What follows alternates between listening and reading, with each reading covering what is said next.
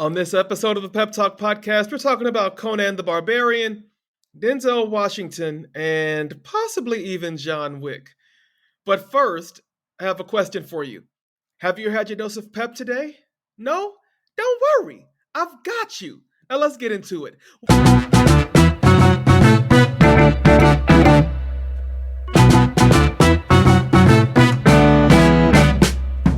to the Pep Talk podcast. I'm your host, Coach Jay. This is the podcast that cheers you on and coaches you up. That's our mission, to tell you every week that you're great, that you're amazing, that you're awesome, but that there is another level. There's another gear. And I believe that about every single person. Everybody needs a cheerleader to encourage them and a coach to challenge them. And so that's what we do with this podcast. If you were new to the podcast, welcome. I'm so glad to have you here with us. If you have been rocking with us, thank you so much for continuing to be with us every Monday. And last week we had 2 episodes. We had one on Wednesday as well. So we're going to be experimenting with bonus episodes here and there. Listen, if you're enjoying the pep, if you're enjoying the motivation, if you're getting something out of it, please don't forget, leave a rating and a review. 5 stars, 5 stars, 5 stars. Leave a 5-star rating where you listen to podcasts. If you're on YouTube, don't forget to hit that subscribe button. Leave a comment to let us know where you're listening from. And as always, feel free to reach out at thepeppodcast@gmail.com or at _JB Speaks on Instagram. Now, what are we talking about today? In my opener / teaser, I talked about Conan the Barbarian, Denzel Washington, and I also talked about John Wick.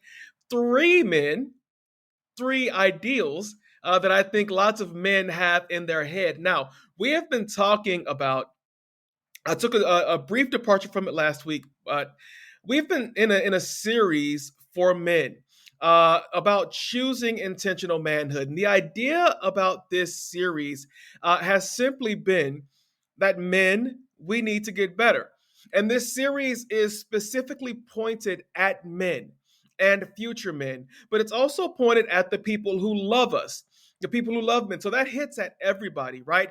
But I wanted to specifically talk to men because there are areas where I feel like we're slacking. And maybe we don't even know that we're slacking. Maybe nobody's even told us that we're slacking. But I look at men, and this is not a gender bias or any of those things, but I look at men and I see so many things that would be better if we were better. The family structure would be better if we were better. Our children would be better if we were better. Our marriages could be better if we were better. And we can there are higher heights that we can achieve. There are deeper depths that we can achieve. And today's episode, I want to talk about this whole idea of men as protectors, because I think that it's quite possible that we have it wrong. And so I want to kind of dig right into it. So we have these tropes, right? We have Conan the Barbarian. We have Arnold Schwarzenegger all ripped up, yoked up, with his loinskin on, carrying a big sword. We have Spartacus from the Star series with these big yoked up gladiators that are protectors. We have John Wick, Robert McCall, the equalizer, right? This protector of people. He equalizes things, right? We have John Wick, who is an assassin, yes, but in a way, he's also a protector of the memory of his wife and whoever was stupid enough to kill his dog. But we have this idea of men as protectors, these stoic, unfeeling, I'm going to do what needs to be done to protect. I have my guns, I have my baseball bats, I have my blank look on my face unless I'm angry and I'm growling and I'm yelling. And what if what if that kind of protector is really a myth? What if that type of protector is not the protection that our families need? What if that's not the kind of protection that our children need, that our communities need? And listen, I'm not saying that, you shouldn't be armed and ready to protect your family if somebody's running up on them. No, no, no. You should be. Definitely, you should be. But what if this whole idea that men have to show strength physically, shutter our emotions, build the walls around the castle, put the moat around the walls, put a drawbridge across the moat, and station guards across the bridge to make sure that nobody can get in to hurt us? Because I think that when we do that, what we're missing is the most dangerous things that can hurt us are not from without, they're from within. And often the most vulnerable parts of our security system are the things that are already inside of the walls, that are already inside of the castles. It's the things that are already inside of our hearts, the things that are already inside of our children that are already. What if the way that we are protecting is not, it's not it? And brothers, I'm not here to attack us. I'm just calling us to consider. Because you may listen to this episode and you may say, nah, bruh, the kind of protection that my family needs is for me to have my gat, to have my Glock, to have my pistol, to have my shotgun, to have my AK-47, and to be on guard and to be on watch all the time. I'm the watchman on the wall. I'm the last line of defense. That's how I'm protecting. And if that's what you believe, brother, I'm not going to necessarily tell you that you're wrong, but I am going to ask you to consider that in your ADT security system that you have erected and constructed, what if there are key things that you are missing that are leading your families and your life and your communities to not be as safe as you think they are in your patrolling? So, I don't want you to listen to this and say, nope, I'm not listen. I can't listen to this anymore.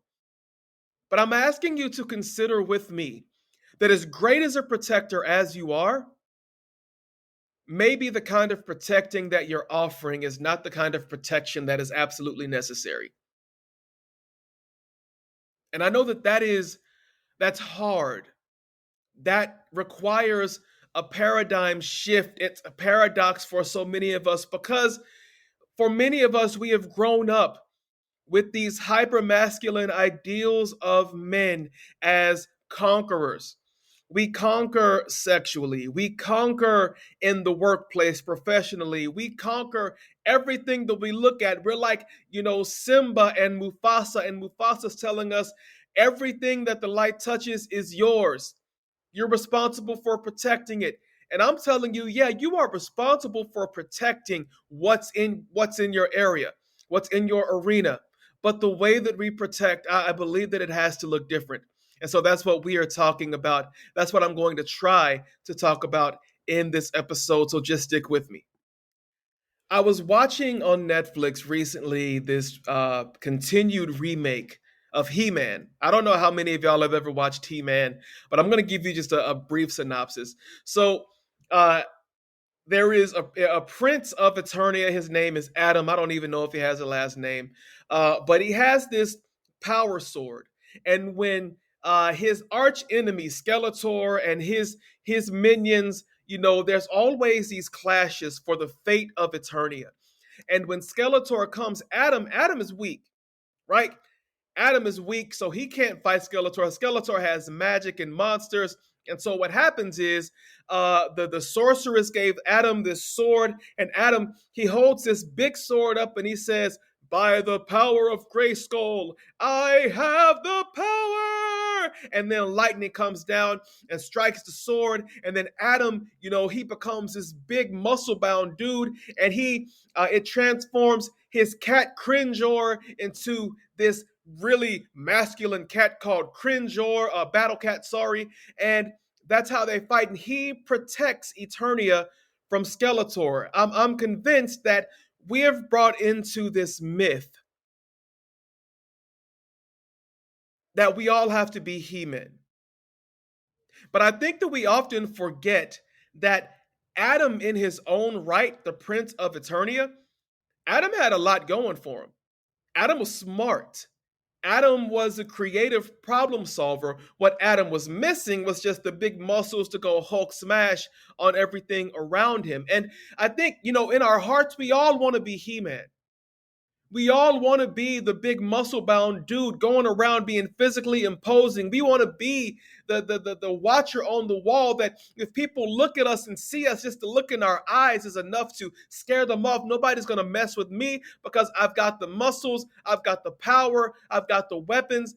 Yes, but I think in doing that, we really overlook that the other parts of ourselves are just as important in being a protector as the muscles, as the weapons, as the martial arts. There are other skills involved with being a protector. And see, there's this myth that men have to be this unyielding fortress, impervious to fear or doubt, decisive, ready to act in a moment's notice. But what if protection is not about invincibility? What if protection is not about nobody ever getting through? What if protection is not about the fortress? What if real protection is about vulnerability? And man, I need you to listen to me. Like lean in close and hear me. Courage is not about the armor that we wear or the muscles that we build. Like all of that stuff is well and good. But courage is not about the size of the sword that we swing. It's not about the caliber of the bullets that we spray. It's not about the loudness of our voice when we're trying to convey a point or prove ourselves. It's not necessarily about those things. And to protect it does require us to be courageous, but courage is not just simply armor. It's also the trembling hand that protects, that covers a fragile heart. It's I think it was Nelson Mandela who said courage is not the absence of fear, but it is the triumph over it. Strength does not lie in muscles alone. It resides in the spaces where vulnerability meets resilience. And guys, Shrek said it best. Ogres are like onions, meaning that ogres have layers, and that's what he was trying to convey. That he wasn't just this big, hulking, ugly green dude. Men are like onions, but we're often so afraid of peeling back the layers, and we're afraid of showing people the galaxies that exist within us. There are worlds within us, men, that never come out, that are never explored because we are afraid. We are as much protecting ourselves as we are protecting other people. And so we don't talk. When people ask what's wrong with us, our word choices are grunts and monosyllabic. Very, very, very rarely are we ready to express, or very rarely do we feel like we have the words to properly expose the storms that are happening on the inside of us. And as we're trying to protect ourselves and protect other people, nobody is getting the coverage that they need because we, men, don't often have the courage to be vulnerable and to expose ourselves. Yes, men, we protect physically, but our true strength, and I will go down to my death believing this, the true strength, the key to us being able to protect others lies in our emotional intelligence. It's in the father who wipes away the tears. It's in the brother who listens. It's in the husband, the partner who can hold a space of silence wholly to provide that other person a chance to process and to listen, not to respond, but to listen to understand and to listen to love. And I can tell that that's tripping somebody out. That's tripping somebody out because here's what I know, guys. We're failing in our ability to protect. Oftentimes, we're not protecting the hearts of our loved ones. We're not protecting our children because what they are exposed to, y'all. I have realized here recently that there are no safe spaces for our children anymore. They are exposed to so much and they fight and they wrestle with so much. Why? Because we don't have the courage to ask the hard questions. We don't have the courage to jump into their lives in intrusive and intense ways to battle the intrusive and intense situations that they're dealing with on on a daily basis. And that's something that we've recently come up against. And it's caused me to reevaluate the way that I protect the ones that I love. And I need you to reevaluate how you're protecting the ones that you love. And so this episode, man, is an invitation to peel away that stoicism, to peel away, to take a sledgehammer to the castle and to the walls and to drain the moat. It's time that if you're truly going to be the king and the protector of your realm, it is time to allow yourself to feel more. It is time to allow yourself to be fragile and vulnerable with those around you because the strength of your protection is not in your muscles or in your punches or in your kicks or in your insults or in your curse words or in your 40 ounces or in all of those things. It's not about in how much money that you make. It's not about in physically how you're leading others, but it's in the emotional aspect, in the soft skills, in the areas that we're most afraid to tackle where the protection really happens. I mean, we were no longer in caveman days where we're fighting off saber-toothed tigers. We don't have to worry about being eaten like that. We do have to worry about crime. We do have to worry sometimes about people trying to take what we've worked for, but being a protector, it's spiritual. Are you praying for your family? Do you read the Bible with them? If you don't read the Bible, are there devotionals that you're doing with them that are feeding them spiritually? Because there are lots of men out here who are good providers, but they aren't good protectors. And being a protector is about self analysis, it's about self awareness, it's about not necessarily warring against people coming to kill and destroy you physically, but it's about the things in this life that are coming to kill your spirit, to destroy your heart, to destroy your families from the inside out. And I'm telling you that it's okay. It is okay to go against the grain and to believe that you don't have to be on patrol physically because you're on patrol emotionally and you're aware. You're going up to your kids and you're asking not just how was your day, but what was the best part of your day. You're asking your spouse, your partner, when is the last time that I let you down? And you're allowing them the honesty to do that. You're asking your kids, when's the last time I let you down? And you're not blowing up when they tell you the last time that you let them down. That's a way that you protect them. See, oftentimes protection is just about allowing people the space to give you the kind of criticisms that will help you to become better.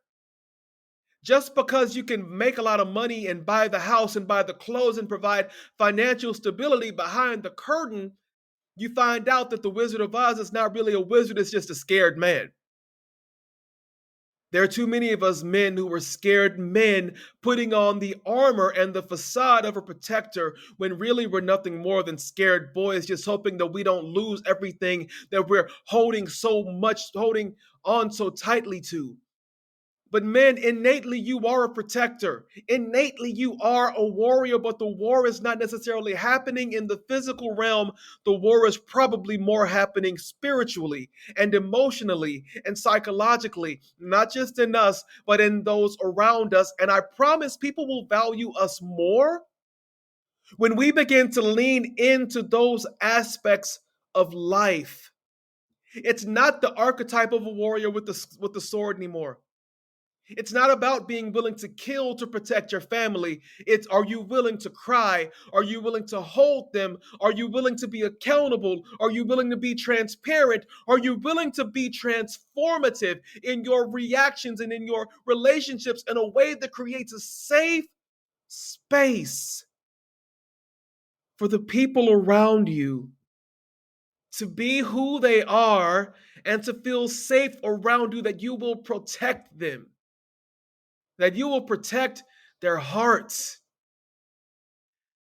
I want my kids to know that when they're in my presence, they're safe. Not because I'm getting ready to fight somebody on their behalf, but I'm ready to I'm ready to war with the negative influences in their lives that are causing them to make hard decisions. That I'm willing to listen and let them explain what's happening to them on a daily basis and offer advice from where I've been, but also give them the room to grow into that. We've got to protect our kids. We've got to protect our marriages.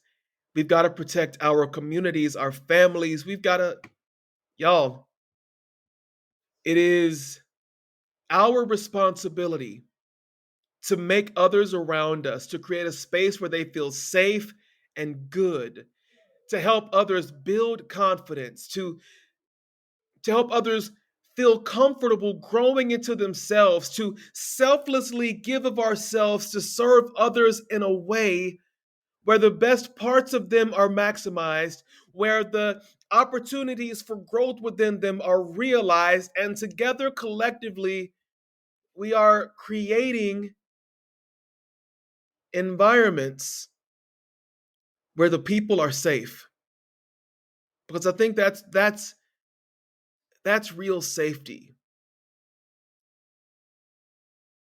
And as I think about my own life, I think that there have been many times where I have shirked responsibilities as a protector because I didn't think that I was doing it right.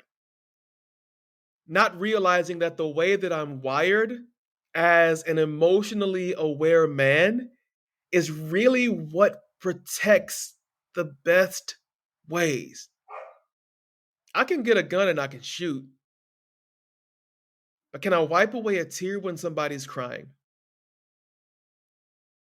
I can hold a sword and I can hack and slash. I've played enough video games. I know what to do. Right?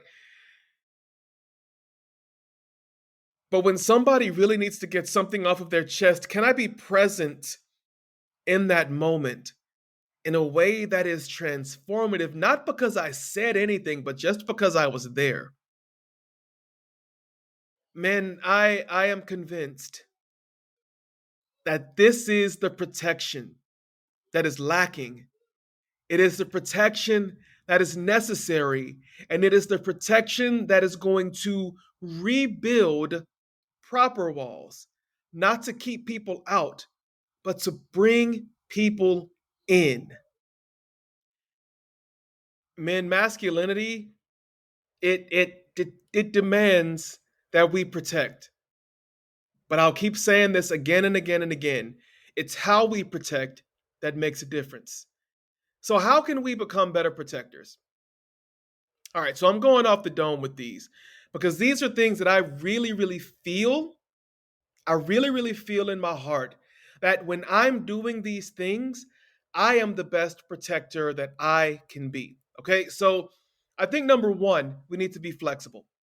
We need to be less resistant to change, and we need to understand that there are new ways of doing things. Like I said earlier, we're no longer protecting from saber-toothed tigers, but we are protecting from porn on our phones and our internet, and how that is detrimental to the lives of our boys.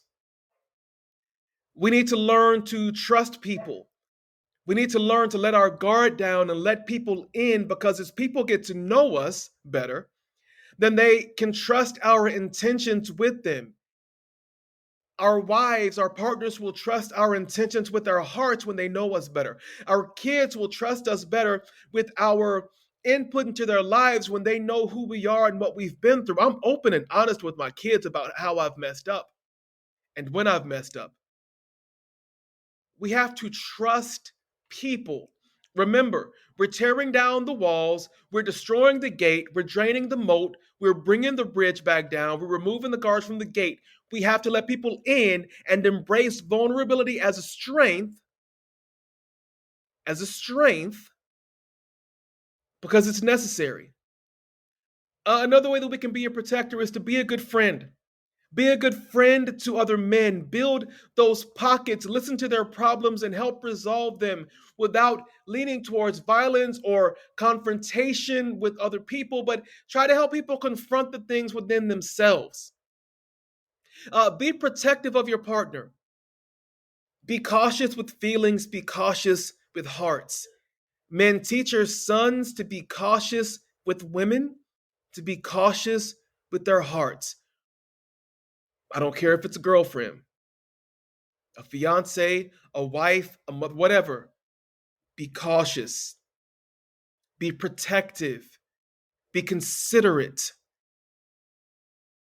Guys, if we're not teaching our sons to do that, then we're failing, bar none.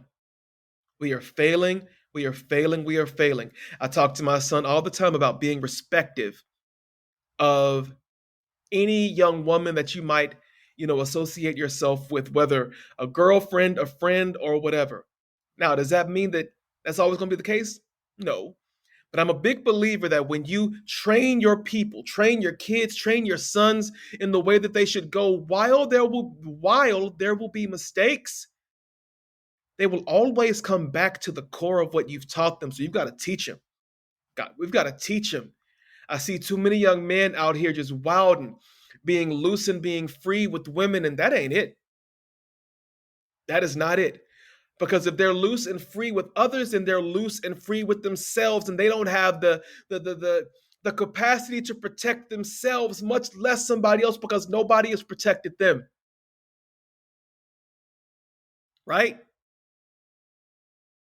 And we need to be selfless. To be a warrior, to be a protector, you've got to be about other people. You've got to be about other people.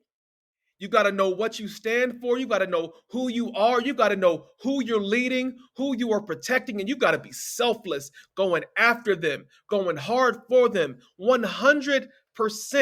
But I'm going to add a caveat there.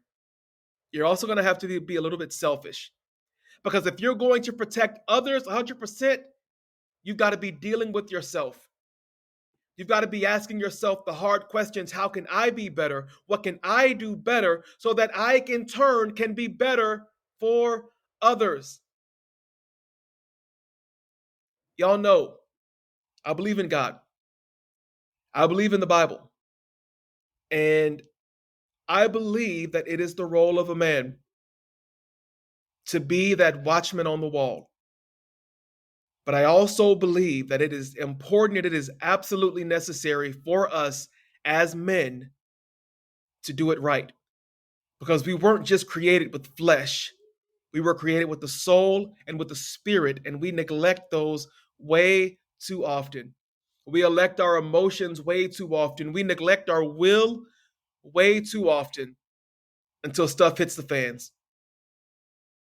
And guys, I am challenging you.